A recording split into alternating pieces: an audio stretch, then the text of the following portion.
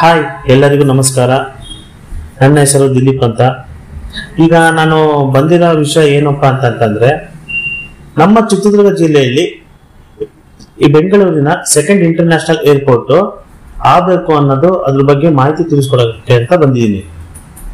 ಯಾಕೆ ಆಗಬೇಕು ಅಂತಂದ್ರೆ, ಇಲ್ಲಿ ಆಕ್ಚುಲಿ ಇನ್ನೊಂದೇನಂದ್ರೆ, ಸೆಂಟ್ರಲ್ ಗೌರ್ಮೆಂಟ್ ಅವರು already second international airport, Bangalore second international airport, ಅದು ಚಿತ್ರದುರ್ಗ ಅಂದ್ರೆ 150 ಕಿಲೋಮೀಟರ್ ಆಚೆ, ಅಂದ್ರೆ ಬ್ಯಾಂಗ್ಳೂರಿಂದ 150 ಕಿಲೋಮೀಟರ್ ಆಚೆ ಸೆಕೆಂಡ್ ಇಂಟರ್ನ್ಯಾಷನಲ್ ಏರ್ಪೋರ್ಟ್ ಆಗಬೇಕು ಅಂತ ಬಂದಿರೋದು ಮಾಹಿತಿ. ಆದ್ರೆ ನಾನು ಹೇಳ್ತಿದ್ದೇನೆಂದ್ರೆ, ಬ್ಯಾಂಗ್ಳೂರಿಂದ ಅಂದ್ರೆ ದೇವನಹಳ್ಳಿ ಸೆಕೆಂಡ್ ಇಂಟರ್ನ್ಯಾಷನಲ್ ಏರ್ಪೋರ್ಟ್ ಇಂದ ಚಿತ್ರದುರ್ಗಕ್ಕೆ 150 ಕಿಲೋಮೀಟರ್ಸ್ ಆಗುತ್ತೆ ರೇಡಿಯಸ್. ಆದ್ದರಿಂದ ಚಿತ್ರದುರ್ಗ ಜಿಲ್ಲೆ ಪ್ರಸ್ತುತವಾದ ಜಾಗ ತುಂಬಾನೇ ಅನುಕೂಲಕರವಾದ ಏರ್ಪೋರ್ಟ್ಗೆ ಮಾಡಕ್ಕೆ ಸೂಕ್ತವಾದ ಸ್ಥಳ, ಚೆನ್ನಾಗಿದೆ. ಏನಪ್ಪಾ ಅಂತಂದ್ರೆ, ಯಾಕೆ ನಾನು ಈ ಇಂಟರ್ನ್ಯಾಷನಲ್ ಸೆಕೆಂಡ್ ಏರ್ಪೋರ್ಟ್ ಯಾಕೆ ನಾನು ಇಲ್ಲಿ ನಮ್ಮ ಚಿತ್ರದುರ್ಗ ಜಿಲ್ಲೆಗೆ ಮಾಡಕ್ ಹೇಳ್ತಾ ಇದ್ದೀನಿ ಅಂತಂದ್ರೆ, ಇಲ್ಲಿ ಎಸ್ಪೆಷಲಿ ನಮ್ಮ ಕರ್ನಾಟಕದಲ್ಲಿ ಮಧ್ಯ ಜಿಲ್ಲೆ ಅಂದ್ರೆ ನಮ್ಮ ಚಿತ್ರದುರ್ಗ. ಆಮೇಲೆ ಇನ್ನೊಂದೇನಂತಂದ್ರೆ, ನಮ್ಮ ಚಿತ್ರದುರ್ಗ ಜಿಲ್ಲೆಯಲ್ಲಿ 2 ಹೈವೇ ಹೋಗುತ್ತೆ, ನ್ಯಾಷನಲ್ ಹೈವೇ. ಆಮೇಲೆ ಇನ್ನೊಂದೇನಂತಂದ್ರೆ, ಸ್ಟೇಟ್ ಹೈವೇನು ಸಮೇತನು ಇಲ್ಲಿ 2-3 ಇದೆ. ಆಮೇಲೆ ಇನ್ನೊಂದೇನಂದ್ರೆ, ನಮ್ಮ ಚಿತ್ರದುರ್ಗ ಜಿಲ್ಲೆಯಲ್ಲಿ ಸೆಕೆಂಡ್ ಇಂಟರ್ನ್ಯಾಷನಲ್ ಏರ್ಪೋರ್ಟ್ ಮಾಡಿದ್ರೆ ಏನಪ್ಪಾ ಅಂತಂದ್ರೆ, ಎಲ್ಲದಕ್ಕೂ ಕನ್ವೀನಿಯಂಟ್ ಚೆನ್ನಾಗಿ ಸಿಗುತ್ತೆ. ಮಧ್ಯ ಕರ್ನಾಟಕಕ್ಕೂ ಮತ್ತೆ ಉತ್ತರ ಕರ್ನಾಟಕಕ್ಕೂ ಮತ್ತೆ ದಕ್ಷಿಣ ಕರ್ನಾಟಕಕ್ಕೂ ಅನುಕೂಲವಾಗಿ ಇಲ್ಲಿ ಉಪಯೋಗ ಆಗುತ್ತೆ. ಆಮೇಲೆ ಇನ್ನೊಂದೇನಂತಂದ್ರೆ, ಇಲ್ಲಿ ಬೃಹತ್ತಾದ ಸೆಂಟ್ರಲ್ ಗೌರ್ಮೆಂಟ್ ಕಂಪ್ನಿಗಳು ಇದಾವೆ. ಅಂದ್ರೆ ಚಳ್ಳಕೆರೆಯಲ್ಲಿ DRDO, ಇಸ್ರೋ, ಬಾರ್ಕು, IISc ಇರೋದ್ರಿಂದ ಇಲ್ಲಿ ಬೆಂಗಳೂರು ಸೆಕೆಂಡ್ ಇಂಟರ್ನ್ಯಾಷನಲ್ ಏರ್ಪೋರ್ಟ್ ಮಾಡಿದ್ರೆ ತುಂಬಾನೇ ಅನುಕೂಲ ಆಗುತ್ತೆ. ಆಮೇಲೆ ಇನ್ನೊಂದು ಬೆನಿಫಿಟ್ ಏನಂತಂದ್ರೆ, ಸೆಕೆಂಡ್ ಇಂಟರ್ನ್ಯಾಷನಲ್ ಏರ್ಪೋರ್ಟ್ ಇಲ್ಲಿ ನಮ್ಮ ಜಿಲ್ಲೆಯಲ್ಲಾದ್ರೆ ಎಲ್ಲಾ ತರ ಅಭಿವೃದ್ಧಿಗಳು ಸಮೇತನೂ ಆಗುತ್ತೆ. ಏನ್ ಅಭಿವೃದ್ಧಿ ಆಗುತ್ತೆ ಅಂತ ನೀವು ಕೇಳಬಹುದು ವೀಕ್ಷಕರೇ. ಏನ್ ಅಭಿವೃದ್ಧಿ ಆಗುತ್ತೆ ಅಂತಂದ್ರೆ, ಸೆಕೆಂಡ್ ಇಂಟರ್ನ್ಯಾಷನಲ್ ಏರ್ಪೋರ್ಟ್ ಬಂದ್ರೆ ಸಾಕಷ್ಟು ಇಲ್ಲಿ ಉದ್ಯೋಗ ಸಿಗುತ್ತೆ. ಆಮೇಲೆ ನಮ್ಮ ಜಿಲ್ಲೆನೂ ಅಭಿವೃದ್ಧಿ ಆಗುತ್ತೆ. ಆಮೇಲೆ ಹೊರಗಿನವರು ಸಮೇತನೂ ಬರ್ತಾರೆ. ಹೊರಗಿನವ್ರು ಏನಾರ ಬಂದಾಗ ಏನಾಗುತ್ತೆ, ನಮ್ಮ ಜಿಲ್ಲೆನೂ ಸಮೇತ ಅಭಿವೃದ್ಧಿ ಆಗುತ್ತೆ. ಎಲ್ಲಾ ತರ ಬಿಸ್ನೆಸ್ ವಹಿವಾಟುಗಳು ಸಮೇತನೂ ಚೆನ್ನಾಗಿ ನಡೆಯುತ್ತೆ. ಓಕೆನಾ. ಆಮೇಲೆ second international airport, Bangalore second international airport ಯಾಕೆ ನಮ್ಮ ಚಿತ್ರದುರ್ಗ ಜಿಲ್ಲೆಯಲ್ಲಿ ಆಗ್ಲಿ, ಅದು ಎಸ್ಪೆಷಲಿ ಹಿರಿಯೂರು ಮತ್ತೆ ಶಿರಾ ಮಧ್ಯ ಆಗ್ಬೇಕಂತ ಇರೋದು. ಯಾಕಾಗ್ಲಿ ಅಂತಂದ್ರೆ, ಇಲ್ಲಿ ಹಿರಿಯೂರ್ ಹತ್ರ ಮೇಟಿಕುರ್ಕಿ ಅನ್ನೋದೊಂದು ಊರ್ ಬರುತ್ತೆ. ಆ ಮೇಟಿಕುರ್ಕಿ ಊರಲ್ಲಿ 1150 ಎಕರೆಯಲ್ಲಿ ಇಂಡಸ್ಟ್ರಿಯಲ್ ಆಗ್ತಿದೆ. ಯಾವುದು? ಮೇಟಿಕುರ್ಕಿಯಲ್ಲಿ. ಅಲ್ಲಿ ಮೀಡಿಯಂ ಮತ್ತೆ ಲಾರ್ಜ್ ಸ್ಕೇಲ್ ಇಂಡಸ್ಟ್ರಿಗಳು ಆಗ್ತಿರೋದ್ರಿಂದ ಇಲ್ಲಿ ಪ್ರಸ್ತುತವಾದ ಜಾಗ ಚೆನ್ನಾಗಿದೆ. ಆಮೇಲೆ ಇನ್ನೊಂದೇನಂತಂದ್ರೆ, ಇಲ್ಲಿ ಎಲ್ಲಾ ತರ ತಾಲೂಕುಗಳಿಗೆ ಮತ್ತೆ ಬೇರೆ ಜಿಲ್ಲೆಗಳಿಗೆ ಕನೆಕ್ಟಿವಿಟಿ ತುಂಬಾನೇ ಚೆನ್ನಾಗಿದೆ. ಓಕೆನಾ.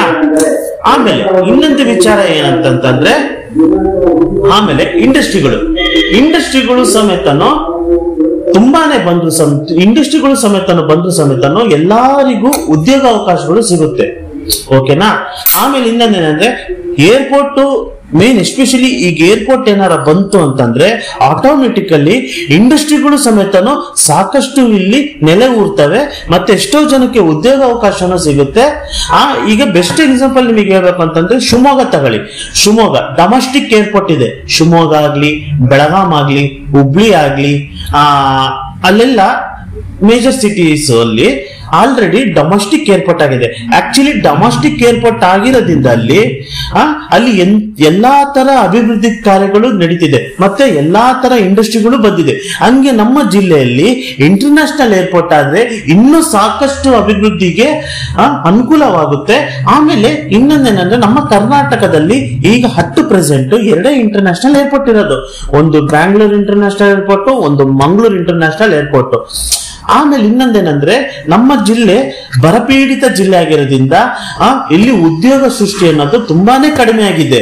ಆಮೇಲೆ ನಾನು ಹೇಳೋದೇನಂದ್ರೆ ಇಲ್ಲಿ ಸಾಕಷ್ಟು ಯುವಕರು ನಿರುದ್ಯೋಗಿ ಸಮಸ್ಯೆಯನ್ನು ಎದುರಿಸುತ್ತಿದ್ದಾರೆ, ಇಲ್ಲಿ ವಿದ್ಯಾವಂತರು ಯುವಕರು. ಹಂಗಾಗಿ ಆದಷ್ಟು ಬೇರೆ ಬೇರೆ ಬೇರೆ ದೊಡ್ಡ ದೊಡ್ಡ ಸಿಟಿಗೆ ಹೋಗಿ ಅಲ್ಲಿ ಕೆಲಸ ಮಾಡಿ, ಅಲ್ಲಿ ಯಾವುದೇ ತರ ಅಲ್ಲಿ ಎಷ್ಟೇ ಕೆಲಸ ಮಾಡಿದ್ರು ಅಲ್ಲಿ ಅವ್ರು ಕೊಡೋ ಸ್ಯಾಲ್ರಿ ಅವರಿಗೆ ಅಲ್ಲಿ ಜೀವನ ಮಾಡೋದು ಕಷ್ಟ ಆಗುತ್ತೆ. ನಾನ್ ಹೇಳ್ತಿದ್ದಂದ್ರೆ ನಮ್ಮ ಜಿಲ್ಲೆಯಲ್ಲಿ ಇಂಡಸ್ಟ್ರಿಗಳು ಏರ್ಪೋರ್ಟ್ ಆದ್ರೆ ಸಾಕಷ್ಟು ಸ್ಥಳೀಯರಿಗೆ ಉದ್ಯೋಗಾವಕಾಶ ಸಿಗುತ್ತೆ, ಮತ್ತೆ ಒಂದು ಜೀವನ ರೂಪಿಸ್ಕೊಳ್ಳೋಕ್ಕೂ ಒಂದು ಅವಕಾಶ ಸಿಗುತ್ತೆ, ಮತ್ತೆ ನಮ್ಮ ಜಿಲ್ಲೆನೂ ಅಭಿವೃದ್ಧಿ ಆಗುತ್ತೆ. ಹಂಗಾಗಿ ಮೇನ್ ಏನಂದ್ರೆ ಸೆಕೆಂಡ್ ಇಂಟರ್ನ್ಯಾಷನಲ್ ಏರ್ಪೋರ್ಟ್ ನಮ್ಮ ಜಿಲ್ಲೆಗೆ ಆದ್ರೆ ತುಂಬಾನೇ ಅನುಕೂಲಕರವಾಗಿದೆ.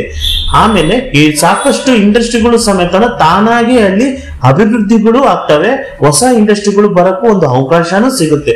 ನಮ್ಮ ಕರ್ನಾಟಕದಲ್ಲಿ ಮಧ್ಯ ಭಾಗದಲ್ಲಿರೋ ಜಿಲ್ಲೆ ಇದು.